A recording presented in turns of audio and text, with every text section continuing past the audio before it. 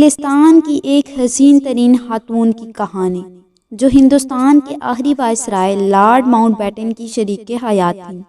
ایڈوینا کا تعلق شاہی خاندان سے تو نہیں، البتہ ایک خاصے امیر خاندان سے ضرور تھا، اور وہ لڑکپن ہی سے لاکھوں کی جائیداد کی وارث بن گئی تھی۔ ایک زمانے میں ان کے بارے میں کہا جاتا تھا کہ وہ انگلستان کی حسین ترین خاتون ہیں۔ ان کی 1920 میں اپنے ہم عمر ماؤنٹ بیٹن سے ملاقات ہوئی، جو 2 سال بعد شادی میں بدل گئی۔ یہ شادی کس طرح کی شادی تھی، اس بارے میں ہم کیا کہیں، خود ماؤنٹ بیٹن کی زبانی سنیے۔ ماؤنٹ بیٹن کہتے ہیں، ایڈوینا اور میں نے اپنی شادی شدہ زندگی کا بڑا حصہ دوسروں کی خوابگاہوں میں گزارا۔ انگریزی اصطلاح میں اس شادی کو اوپن میرج یا کھلی شادی کہا جاتا ہے۔ اس جوڑے کی بیٹی پامیلا نے اپنی آپ بیتی میں لکھا ہے کہ ان کی والدہ مرد خور تھیں، اور ان کی زندگی میں طرح طرح کے انکل ایک قطار کی صورت آتے اور جاتے رہے۔ نہرو ماموں، ہم باقیوں کو ذکر تو نہیں کر سکتے، البتہ ان میں سے ایک انکل پر تھوڑی روشنی ڈالنا ضروری ہے، اور وہ انکل ہیں پنڈت جواہر لال نہرو، جنہیں خود پامیلا ماموں کہتی تھیں، لیکن کچھ عرصے بعد انہوں نے نہرو کو ماموں کہنا ترک کر دیا۔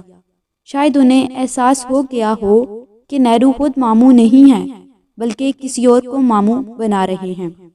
پامیلا نے لکھا ہے کہ نہرو اور ان کی والدہ کی پہلی ملاقات سنگاپور میں اس وقت ہوئی تھی جب ماؤنٹ بیٹن ابھی وائسرائے نہیں بنے تھے۔ اس موقع پر ایک بے حد فلمی سین پیش آیا۔ ہوا یوں کہ جب نہرو اور ماؤنٹ بیٹن کی ملاقات ہوئی تو نہرو کو دیکھنے کے لیے آئے ہوئے ہندوستانیوں کے بڑے مجمع میں بھگدڑ مچ گئی، اور ایڈوینا لوگوں میں گر کر رہ گئی۔ خطرہ پیدا ہو گیا کہ کہیں وہ کچلی نہ جائیں۔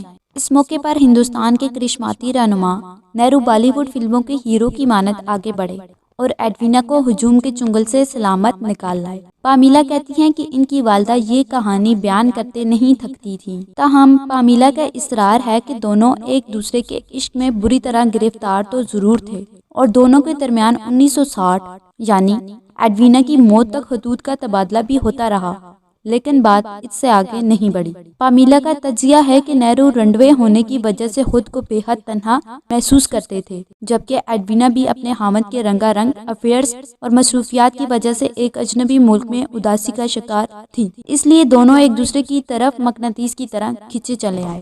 جبکہ نہرو نے ایک خط میں ایڈوینا کو لکھا، اچانک مجھے احساس ہوا، اور شاید تمہیں بھی ہوا ہو، کہ ہمارے درمیان ایک گہری وابستگی موجود ہے، ایک ایسی طاقت جو قابو سے باہر ہے، جو ہمیں ایک دوسرے کی طرف کھینچ رہی ہے۔ مجھے اس طاقت کا ہلکا سا احساس تھا، اور اس نے مجھے پوری طرح بے بس کر دیا۔ ہم زیادہ قریب آ کر گفتگو کرنے لگے، جیسے ہمارے درمیان سے کوئی پردہ اٹھ گیا ہو، اور ہم خوف یا شرمندگی کے بغیر ایک دوسرے کی آنکھوں میں جھانک سکتے تھے۔ تاہم پامیلا کے مطابق یہ محبت افلاطونی ہی رہی، کیونکہ نہرو بے حد عزت دار انسان تھے، اس لیے انہوں نے قدم آگے بڑھانے کی کوشش نہیں کی، ورنہ ایڈوینا تو اوپن میرج کی وجہ سے تیار ہی تھی۔ ناظرین، ہماری یہ ویڈیو کیسی لگی، اس کے بارے میں ایک کمنٹ ضرور دیجیے گا۔ اگر ابھی تک آپ نے ہمارا چینل سبسکرائب نہیں کیا تو پلیز اس ویڈیو کو لائک اور چینل کو سبسکرائب کرنا نہ بھولیے گا۔